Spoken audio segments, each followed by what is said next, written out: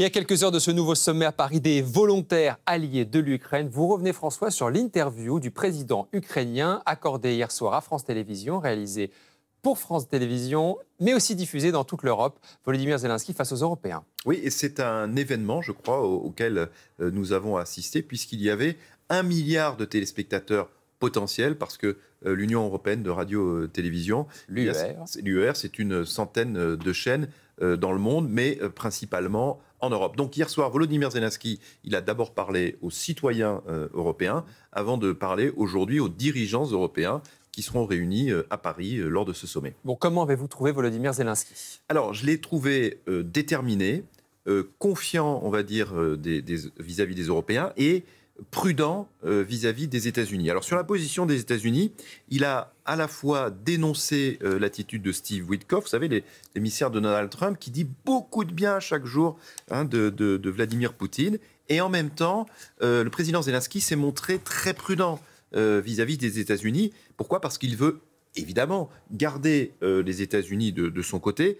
Il sait que c'est pas simple, parce qu'il se souvient comment c'était quand on lui a retiré les aides et les renseignements.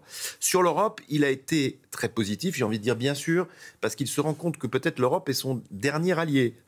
Et en même temps, il n'a pas hésité à rappeler que la première armée d'Europe, avec 800 000 hommes, une armée extrêmement aguerrie au combat, eh bien c'est l'armée ukrainienne, et qu'il ne faudrait pas oublier que c'est l'Ukraine qui défend aujourd'hui l'Europe. C'est en tout cas ce que Volodymyr Zelensky dit très souvent. Enfin, je l'ai trouvé percutant sur Vladimir Poutine.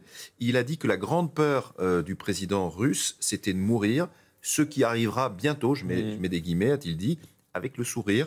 Et il lui a conseillé de mettre fin à la guerre avant de quitter ce monde. Je dirais que c'est une ironie glaçante qui vise juste. Bon, aujourd'hui, Volodymyr Zelensky va participer donc à ce sommet à Paris. Autour de lui, il y a 30 autres chefs d'État et de gouvernement. Est-ce qu'on sait de quoi ils vont parler ?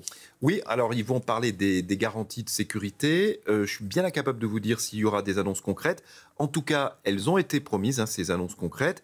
Les garanties de sécurité, en fait, il y en a deux principales. D'abord, l'envoi de troupes européennes dont on parle, vous savez, maintenant depuis des mois. Ça sera à nouveau évoqué, mais cette hypothèse, en fait, j'ai l'impression qu'elle s'éloigne de plus en plus. Elle n'est pas totalement écartée, mais elle est en train de s'éloigner. Et puis, l'autre garantie de sécurité qui est évoquée de plus en plus souvent, eh bien, c'est l'Ukraine elle-même. Et ça, donc, c'est nouveau. L'idée, ça serait de faire de l'Ukraine, tenez-vous bien, un porc-épic d'acier. Porc-épic d'acier. Oui, en fait, c'est quelque chose dont on s'approche, mais qu'on ne touche pas parce que ça fait mal. Et c'est-à-dire qu'en fait, l'idée, ça serait d'armer très fortement l'Ukraine de façon à ce que la Russie n'ait plus jamais envie de l'attaquer. Mais ça sera après un accord de paix.